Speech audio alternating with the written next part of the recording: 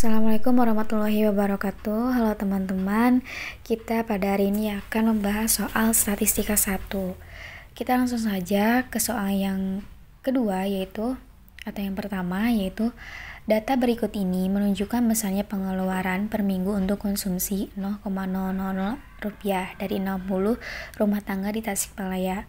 Lalu di sana sudah ada datanya dan kita diminta untuk menyajikan ke dalam distribusi frekuensi dan juga kita diminta untuk membuat diagram batang dari data tersebut.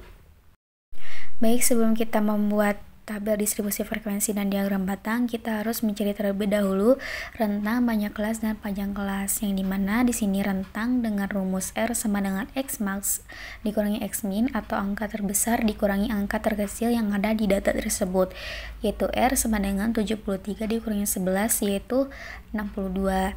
Lalu kita mencari banyak kelas dengan rumus B sama dengan 1 tambah 3,3 log N. N di sini adalah banyaknya data yaitu 60, sehingga B sama dengan 1 tambah 3,3 log 60, sehingga B sama dengan 6,8 yang bisa dibulatkan menjadi 7. Setelah rentang dan banyak kelas, kita harus mencari panjang kelas dengan rumus P sama dengan R dibagi B.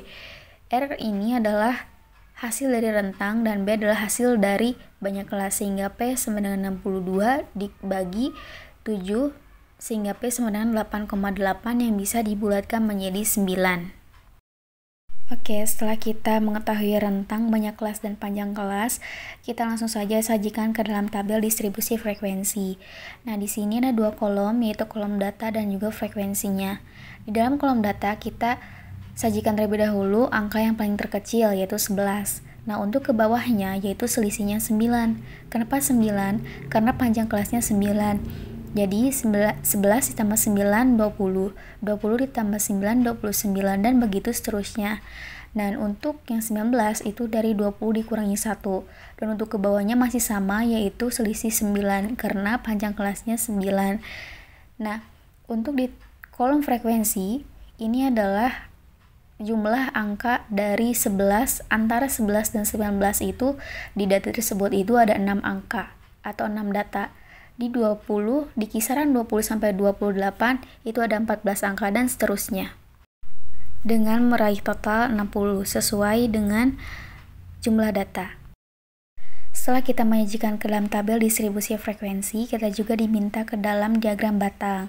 Nah, kita buat terlebih dahulu garis sumbu X dan Y, yang dimana sumbu Y yaitu frekuensi dan sumbu X adalah pengeluaran.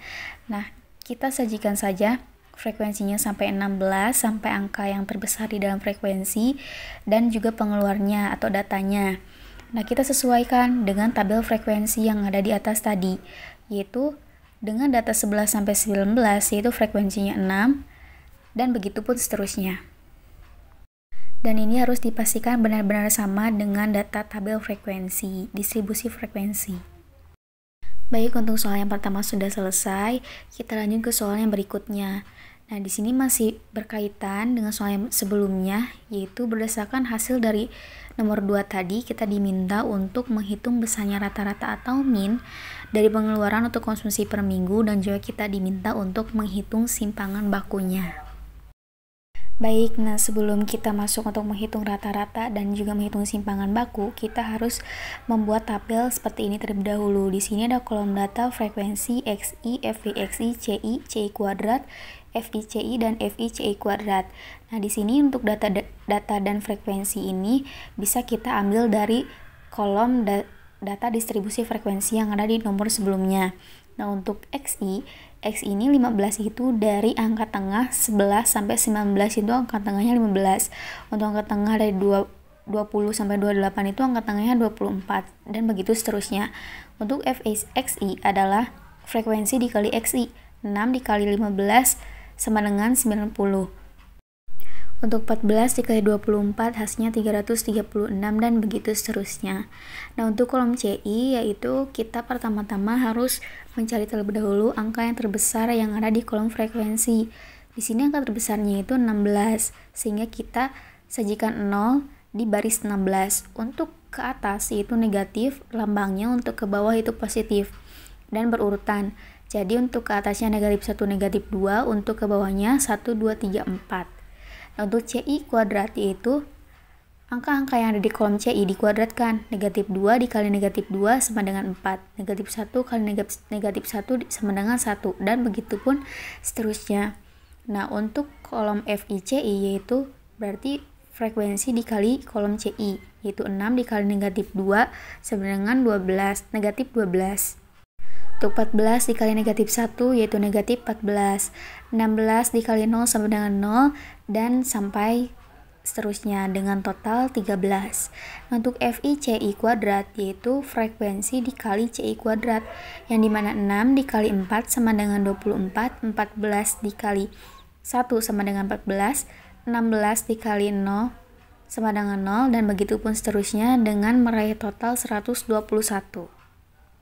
Baik, setelah kita membuat tabelnya, kita masukkan ke dalam rumus rata-rata atau min yang pertama, yaitu X bar sama dengan sigma FIXI per sigma FI, yang dimana di sini adalah total dari FIXI dan juga dibagi total FI atau frekuensi, yaitu total FIXI-nya 2097 dibagi total frekuensi yaitu 60, yaitu meraih hasil 34,95. Dan kesimpulan, jadi besar rata-rata pengeluaran yaitu sebesar Rp349.500. Untuk yang terakhir, kita diminta mencari simpangan bakunya, yaitu dengan rumus S sama dengan P dalam kurung N sigma FICI kuadrat dikurangi dalam kurung sigma FICI dikuadratkan per N dikali N dikurangi 1. Nah, P di sana 9 karena P-nya panjang kelas sesuai dengan yang telah kita cari sebelumnya. Panjang kelasnya itu 9. Dengan N 60 atau jumlah datanya yaitu 60, dengan hasil dari FICI kuadrat yaitu 121 yang ada di tabel dikurangi hasil dari FICI yaitu 13 lalu dikuadratkan per N 60 yaitu hasil atau jumlah dari data dan juga N dikurangi 1 atau jumlah data dikurangi 1, 60 dikurangi 1 yaitu 59. Dengan meraih total yaitu 12,74. Dan kesimpulan, jadi simpangan baku yaitu sebesar Rp127.400. Sekian untuk pembahasan mata kuliah Statistika 1. Semoga ujian teman-teman semuanya bisa berjalan dengan lancar. Mohon maaf apabila ada kesalahan. Wassalamualaikum warahmatullahi wabarakatuh.